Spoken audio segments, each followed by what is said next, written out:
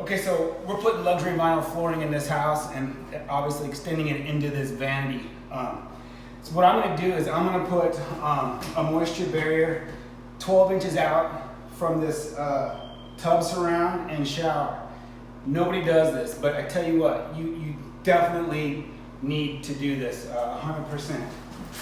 So I've already swept and cleaned it. I'm just going to throw on this roller, and it literally takes what, maybe 10 minutes at the most, if that. I'm actually using Mape's Aqua Defense for showers. But it's going to prevent from going through to the subfloor. Now, I'll probably get a little bit on this tile, but that's okay because it'll peel off. So I'm not too worried about it, but also I'll wipe it off. So I'm just getting it right here. I'll also we'll do a bead of silicone, you know, after we're done.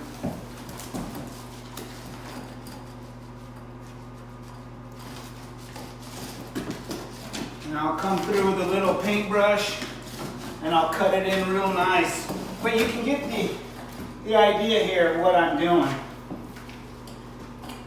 So I definitely think all installers, if you're doing luxury vinyl flooring in a house, on a second floor particularly, you definitely want to put at least 12 inches of a moisture barrier. You can use Red Guard, you can use Dragon Skin, Mape Aqua Defense, whatever you would use maybe for a shower, because we want to keep water from going down to the floor below, okay?